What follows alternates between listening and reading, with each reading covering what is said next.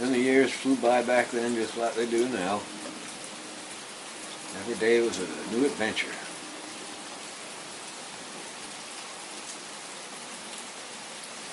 I got bored really quick. I think I'm ADD or whatever they got letters for it now. Yeah, so I'd always do something right, wrong, or indifferent. Rick was busy, you know, and I was the kind of guy that when my daughter was old enough, when I was getting involved with something, I'd put it all into it, like 100% of me, 100% of every penny I had. My daughter would even bring her piggy bank out to help. She'd say, "Dad, you need any of this?" I said, "No, I think I'll be all right." But she knew I was putting every penny into something. You know, and you roll the dice like that. Sometimes you win, sometimes you lose. So you better be ready for the loss sometimes. Yeah. So, kind of like a racetrack. and I never ever fronted anything to anybody unless I was in a position to lose it, unlike this time. Before, it was like if I had it, you know, I'd front somebody half a bale, 20, 25 pounds, whatever, and they'd go out and get nigger rich for a minute and not pay me my money. Then you'd see him walking down the sidewalk and say, "Hey, Benny!" And he'd run down the alleyway to get away from you. You go, "Okay, what the fuck?" But, you know, at $5 a pound, and I flew down to get it, I didn't lose a whole lot of money with it. You understand what I'm saying? Yeah. But you learn a lot of lessons that way on who to trust and who not to. Right.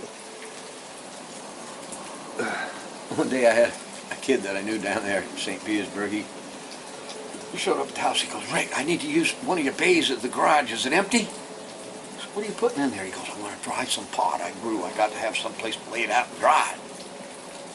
I said, "Okay," and he had some nice pods, conas.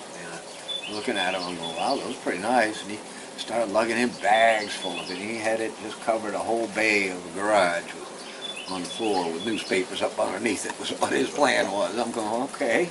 I'm looking at all this. I'm going, "Wow, you grew a bunch." He goes, "Yeah, I did really good this year." I said, "Yeah, okay." I said, so out the door he went. 2 days later, I had 25 motorcycles show up in my driveway. And it was the outlaws there in Tampa. And they said, "We're looking for so-and-so."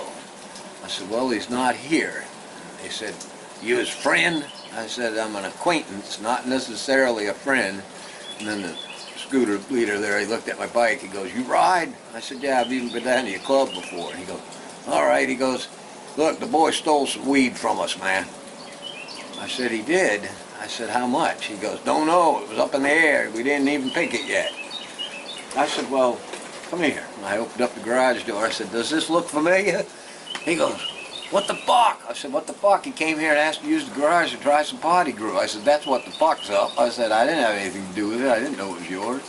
He goes, "Well, at least we recovered it. Come on, boys, let's get it." So they went in there and scooped it all in the bags and headed down the road like Santa Claus holding on to these trash bags. 2 or 3 bikers had trash bags over their shoulder going down the highway. It was cute. I'm going, "That's fucked up." Well, off they went to the clubhouse. Yep, and then when they all got in trouble down there, they were all selling their scooters for anything they could get because they were flying and they were on the run. I mean, they were indicted. They were fixing to go to prison. And like 3 of them came to me and said, "Rick, you want to buy my bike?" "Well, dude, I only got like $5 grand in my pocket." "Ah, fuck, it's worth more than that, but okay, give it to me." And I ended up with, you know, $16,000 bikes. And so I kind of sold them. Flipped them, yeah. Sure, I didn't need them. It's like one day I went to a little swap meet, and there was this boxes of chrome motorcycles, a whole motorcycle of chrome. I'm going, "What the fuck is this?" And he goes, "It's a Victor, a Victory." I said, "A Victory?" I said, "I've never heard of it." He goes, "Yeah, it's some kind of English bike." He goes, "You want it?" I said, "Well, how much?" He said, "Like $500. So I picked it up, took it home, and put all the boxes in the garage. I had a 4-car garage, and the Lamborghini stayed outside because my garage was so full of shit that I was buying bike parts, this, that. I mean, it looked like a fucking yard sale. So, you know, because I didn't have a shop there at the house, that was my shop. So cars all stayed outside most of the time because, you know, I had shit in the shop. So, and then let's see, the bike. Yeah, I got the bike back home and I got it sitting there on the floor, and one of the scooter bums come over from the club and he goes, "Wow, dude, what's this?" I said, "It's a Victory." He goes, huh. So the next day I looked it up, and a Victory was specifically made for the Queen's Guards patrol vehicles. So the bike was actually a service vehicle that was only for the English Parliament and whatever. Right, like a BSA. Kind of like that, but it was just all chrome because it was like a lead bike to the Queen and shit like that. I didn't know anything about it.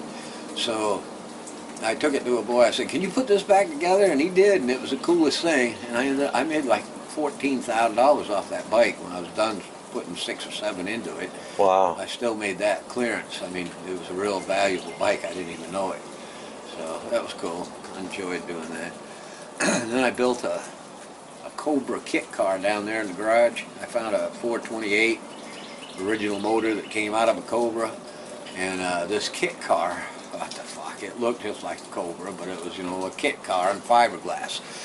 The front end of it, what the fuck, was an Opel GT front end. That's what they recommended to use. And you're putting all that weight on an Opel GT front end. I'm going, what the fuck? I already didn't like it at that point. I said, this don't make no sense. So we got the wheels on it, and it kind of went, but it went really too fast, and it was way too squirrely. It just had no control. And this guy talked me out of it, and then gave it to his son, and his son got in a terrible wreck and got crippled. And then this guy come back at me, suing me because I sold him a car that was dangerous. on the slip it said as is, you know. Right. That pretty much covers it. And you know, if you can't drive it, don't drive it. If you want to buy it, but you know, if you can't drive it, don't. But to give it to a 17-year-old kid was pretty stupid in the first place. Yeah. So he didn't have enough experience, and he crippled himself. It was a friend of my daughter's, so it was kind of sad how that all worked out there. And I never rebuilt anything else. Just didn't make sense. It was fun to do, but